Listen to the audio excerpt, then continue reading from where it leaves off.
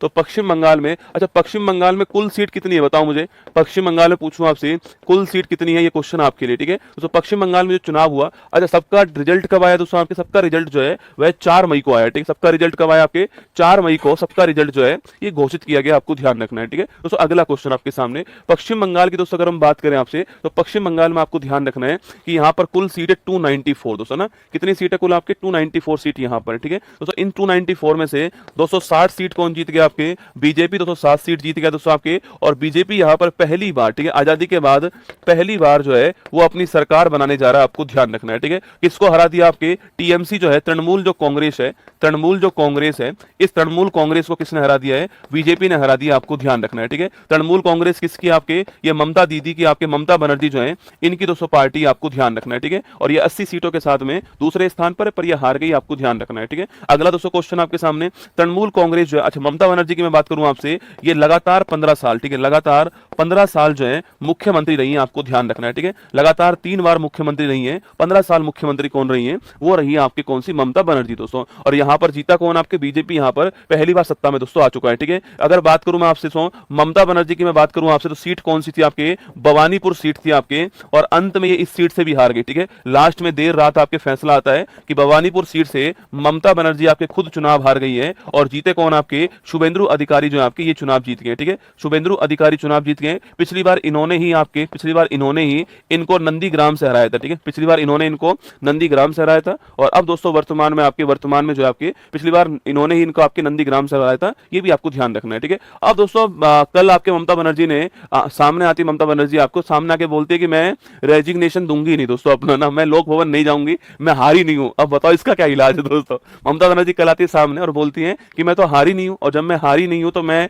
Resignation क्यों दूंगी भाई साहब, मैं दूंगी नहीं रेजिग्नेशन जो है, मैं जाऊंगी नहीं लोक भवन जो है। अब इनके जाने और ना जाने से दोस्तों क्या ही हो जाएगा, ठीक है, आप ये बताओ ना, इनके जाने और ना जाने से कुछ भी नहीं होने वाला है दोस्तों आपके, क्योंकि ये हार चुकी है चुनाव, और बीजेपी यहां पर चुनाव जीत चुकी है। पर फिर भी ठीक है, इनको मतलब हारी हैं तो एक 15 साल जो सीएम रही है, उम्मीद नहीं थी इनको हारने की, और ये वहां पर हार गई हैं, तो ऐसा फील हो जाता है कभी कभी दोस्तों। पर इनको रेजिग्नेशन देने से नहीं देने से कोई फर्क पड़ने वाला नहीं है। आपके राज्यपाल जी आपके उन्हीं को बुलाएंगे जिनके पास बहुमत है, और बहुमत किसके पास है, बहुमत जो है आपके बीजेपी के पास रहने वाला है, ठीक है। चलिएगा दोस्तों अगला क्वेश्चन आपके तमिलनाडु की अगर बात करें आपसे, तमिलनाडु जो है, अगर यहां पर पूछूं आपसे कि तमिलनाडु के अंदर कुल सीट कितनी है, आपके छाप के बताओ तमिलनाडु दोस्तों आपके यहाँ पे कुल सीट की बात करें आपसे कितनी है आपके, तो तमिलनाडु के अंदर आप सभी जानते हैं कि यहां पर अभी हाल ही में दोस्तों आपके 234 यहां पे कुल सीट है, और यहां पे सबसे बड़ी पार्टी के रूप में कौन आया है, सबसे बड़ी जो पार्टी आपके इस पार्टी के रूप में आपके थलपति विजय है ना, थलपति विजय जो है इनकी जो पार्टी है वो सबसे बड़ी पार्टी के रूप में सामने आती है। पार्टी का नाम है टीवीके दोस्तों, क्या नाम है, टीवीके पार्टी का नाम है। आपको एग्जाम के हिसाब से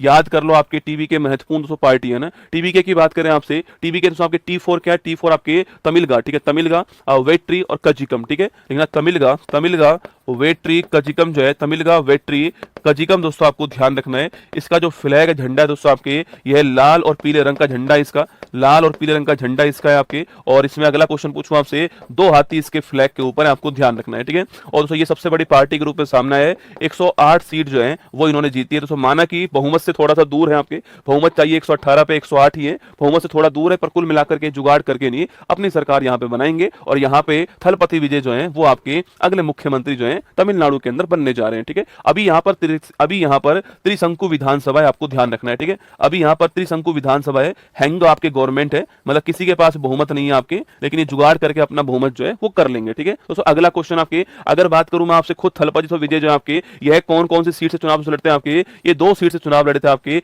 एक सीट थी पेराम्बूर की सीट आपके, एक तो पेराम्बूर की सीट थी आपके, और एक आपके त्रिची जो है इसकी सीट थी, आपको ध्यान रखना है, ठीक है। एक तिरुचि ईस्ट जो है इसकी सीट थी आपको, ये दोनों से विजयी होते हैं।